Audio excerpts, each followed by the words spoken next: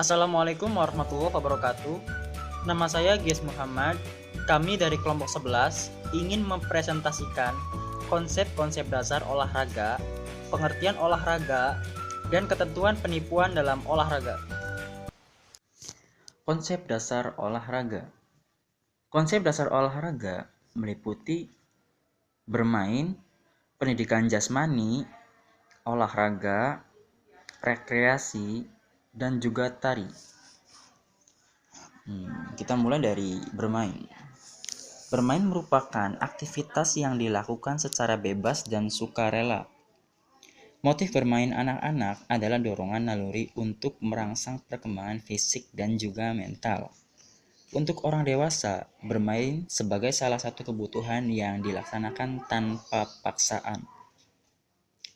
Roger Calicius 1955 sebagai permainan menjadi 4, yaitu yang pertama, agon. Apa itu agon? Agon adalah permainan bersifat pertandingan untuk memperoleh kemenangan sehingga butuh perjuangan fisik yang keras. Yang kedua, alea. Alea permainan bersifat untung-untungan seperti main dadu, sehingga keterampilan tubuh itu tidak diperlukan. Yang ketiga, mimikri. Mimikri itu permainan seperti contohnya fantasi yang membutuhkan kebebasan dan bukan sungguhan. Illings. Illing itu permainan untuk mencerminkan keinginan melampiaskan gerak seperti mendaki gunung ya. Langsung saja kita lanjut ke pendidikan jasmani. Definisi yang pernah dirumuskan sebagai rujukan nasional mengungkapkan fungsi pendidikan jasmani untuk memberikan sumbangan terhadap pendidikan menyeluruh.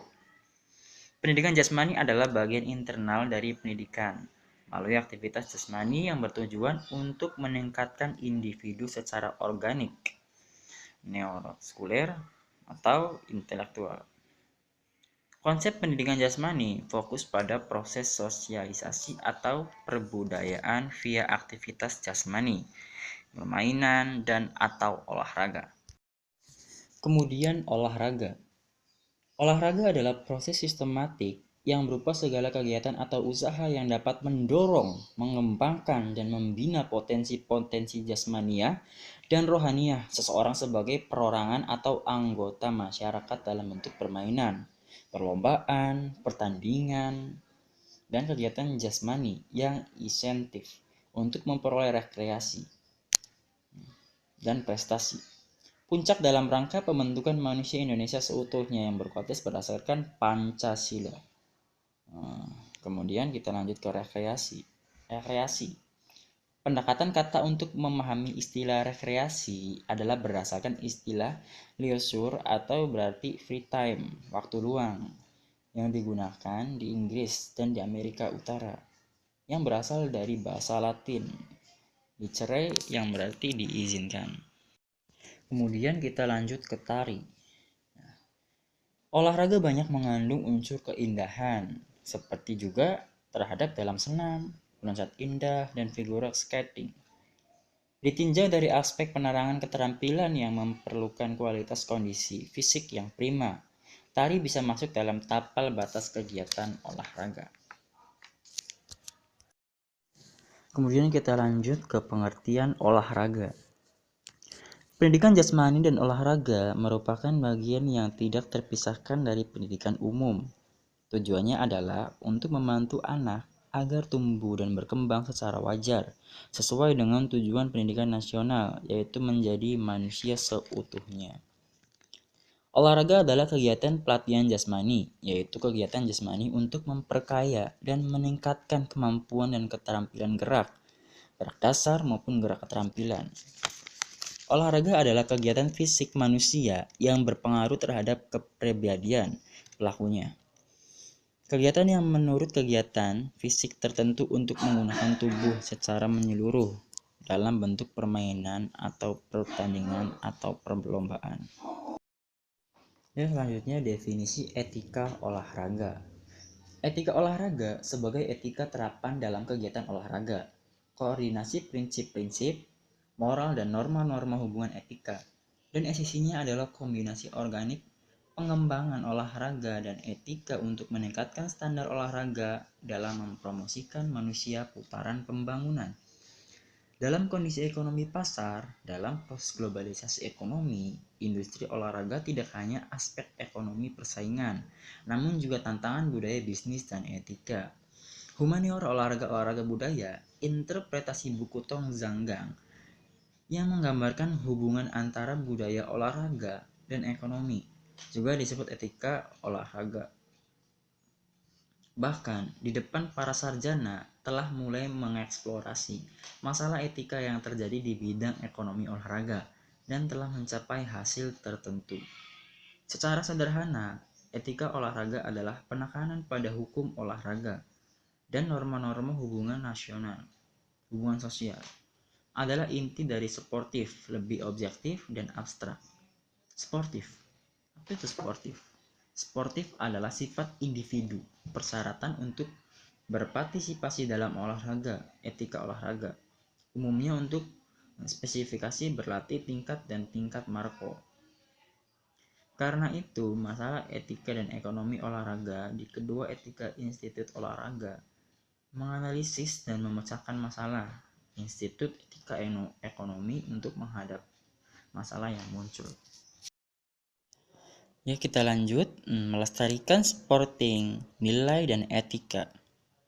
Cara tercepat untuk perjalanan 10 km di tanah yang datar mungkin dalam bus, mobil atau kereta. Namun demikian banyak orang bersikeras menutupi seperti jarak tercepat mereka bisa dengan berjalan, bersepeda atau ski. Mereka akan melakukannya berulang-ulang pada usaha keras agar menjadi lebih cepat. Aturan olahraga berada dalam satu rasa sewenang-wenang.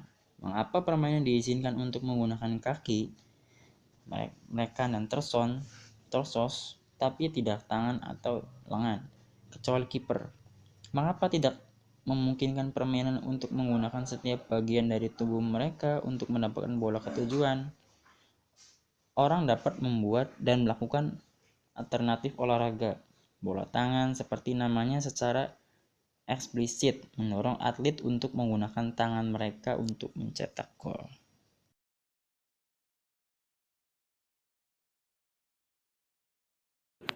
Assalamualaikum warahmatullahi wabarakatuh. Saya Ade Muhammad Luistio dari kelompok 11 ingin memaparkan pendidikan jasmani perubahan nilai dalam olahraga. Di era globalisasi sekarang ini sulit rasanya kita menemukan nilai sportivasi yang murni dalam berolahraga.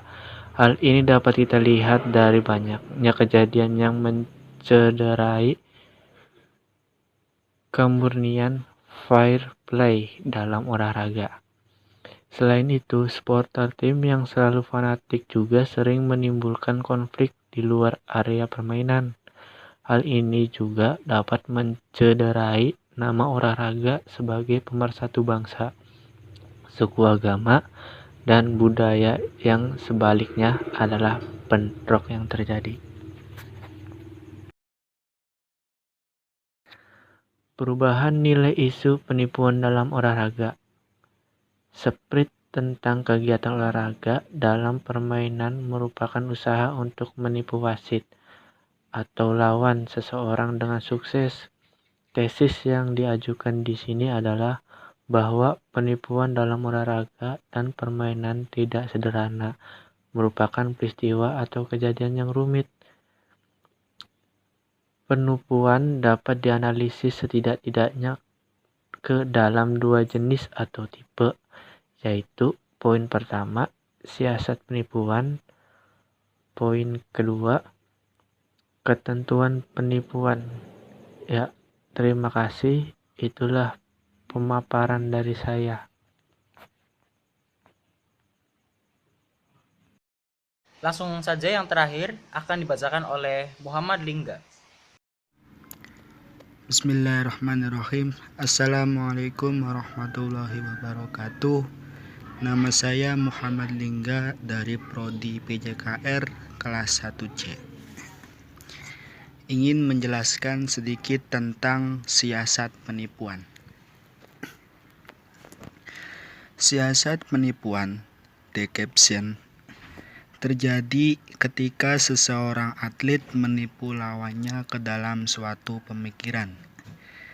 Ia akan bergerak ke kanan, namun sebenarnya ia akan maksud bergerak ke kiri.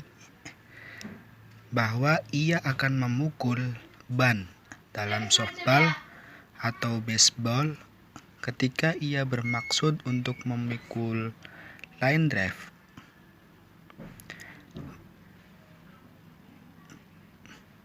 Bahwa ia akan memukul bola drive dalam tenis, namun sebenarnya ia bermaksud untuk memukul bolanya lob.